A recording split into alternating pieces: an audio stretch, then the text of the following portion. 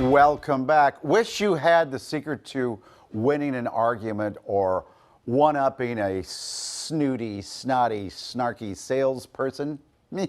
Attorney Heather Hansen, you know very well. She wrote this book. She outlines how we can apply persuasive courtroom tactics that she's learned in the courtroom to your everyday life in her new book, Advocate to Win.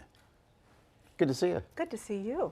Really, you've learned all these lessons inside of a courtroom. Yeah, I always say everything I ever needed to learn, I learned in the courtroom. Yeah. Yeah, absolutely. By the way, we have Karen and Thomas. They will be acting out 5 scenarios, or as many we can get to, and Heather will give them advice to help them to get what they want. All right. It looks like they're in an office setting. Mm-hmm. The idea is that Thomas wants a raise, and his boss is Karen. Hi, Miss Karen. How are you? I don't know if you remember me from the Christmas party. I'm Mark.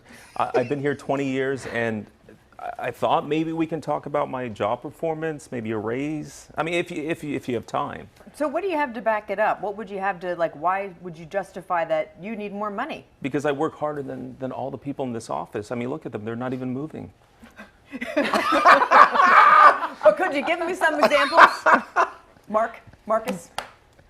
Listen, they did a great job here. First thing that I would say for Thomas or Marcus is that he needs to have a little bit more credibility, and that starts with him. You know, you want to create your credibility and believe in yourself before you go in and ask for a raise. I encourage people to keep an evidence journal of all the reasons they deserve something long before they go in to ask for it, because you can't prove it until you believe it. And then Karen asked the right question, which is, what is your evidence? That's another tool of an advocate. Collect your evidence, write it down. Why have you earned this raise? Yeah. What have you done for the company? So you come in with credibility and evidence, you're far more likely to win. He was a little sheepish, you know, like. Definitely. All right, handling a bully. Who wants to play the bully in this one? I play it well every morning with Karen. All right, go ahead. Actually, you be the bully, you know. Yeah. Hi, Four Eyes. Oh, my God. Did you think that went together? I can change it. What's wrong? Well, it's great if you like to be a nerd. How many times do I got to tell you to stop picking on me? I'm not a nerd. I just like to learn. Okay, what does he do there? Because she does this every day to him.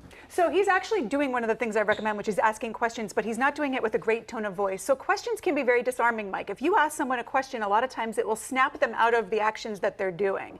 The other thing about asking questions, especially in bullying, so studies show, and this is an important topic, studies show that the one thing that helps with bullying and sexual harassment is bystander intervention. So someone else advocating for you. Yeah. So when you ask questions, sometimes you bring people around you to come and support you. And then those people too can just ask questions. Are you having a bad day? Is there a problem here? What can I do to help? Okay. Now, Thomas is in the market for another car, and he's going to buy it from one of the top salespeople at the car lot, Karen Hepp. You know, Karen, I was going over the paperwork that you sent over, and I was looking at this from online, and there seems to be a lot of changes. It's a lot higher than you quoted me. Oh, that's because we threw in the sunroof that you really wanted. And you did have a, you know, you like those luxurious items. You like the leather seats and the trim around the steering wheel, and also in that Marlboro barrel wood. I know we talked about it, but I thought this was part of the price. But look at that price. We have it right there coming in at $299, right where you wanted it. You said $299, and we brought it in right there. You just have to give us the $10,000 down. Oh, okay. What should Thomas do? Well, so he should come into this with his negotiables and his non-negotiables. So your negotiables might be the sunroof, the rust proofing, the leather seats. And these are the things that you're willing to give or take on. Your non-negotiable might be the price. This is where I'm stopping. I'm not going any further. That way, when you're in the moment and you get caught up in the drama of the negotiation, you know where you're going to stop. No way, no how, not going to go any further. But you have to be willing to leave. That's exactly right. And really leave, not just say you're going to leave. Okay, let's ask for help around the house with the chores.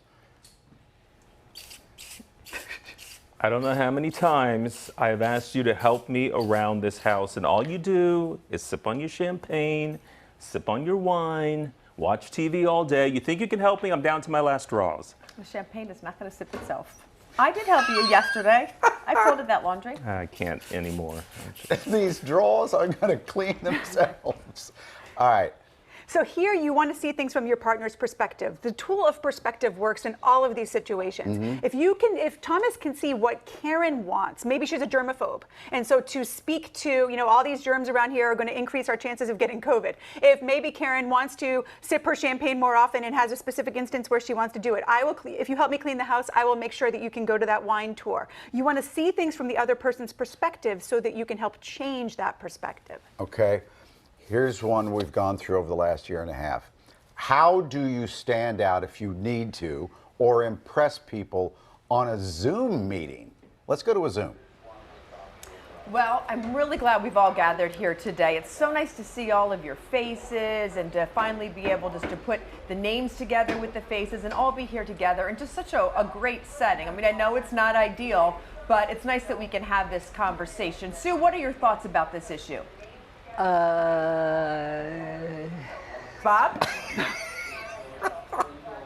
Yeah, actually, Thomas has done a great job cleaning up the kitchen. So whatever direction you gave him a few moments ago. Don't give him has too worked. much credit, Bob. Don't give him too much credit, all right? We don't want his head to get too big. Good to see you, Thomas. Now, should Thomas be bigger in his frame? There he goes. So, and here's another problem. Thomas is muted and he doesn't know it. Well, that's a huge problem because tone of voice, you can actually learn more about a person's emotions from their tone of voice than from their body, facial expressions and their body language combined. So when you're on your Zoom, you want to be paying attention to people's tone of voice. Now, everyone here is quite used to being on television, let's tell the truth. And so they've done a lot of things right. One of the main things is using hands. If a criminal defendant keeps their hands on the table, they're less likely to be found guilty than if they keep their hands under the table. The reason for that, Mike, is because people trust people when they can see their hands. If I'm hiding my hands, there's some part of your brain that thinks I might have a weapon. And especially on Zoom where I don't know how far away you are. So if you can naturally, as Karen was doing, naturally use your hands in a way that they might show up in the frame, you are going to touch the part of that person's brain where they start to trust you. There's lots of ways to use your body language. You want to look right at the camera, as you guys do all the time. But hands are an underused So asset. I probably should start turning on the camera. No, that's a good start. Yeah, let's see. Congratulations on the book. Thank you. Advocate to win. Yep. You're a winner, Thank that's for you. sure.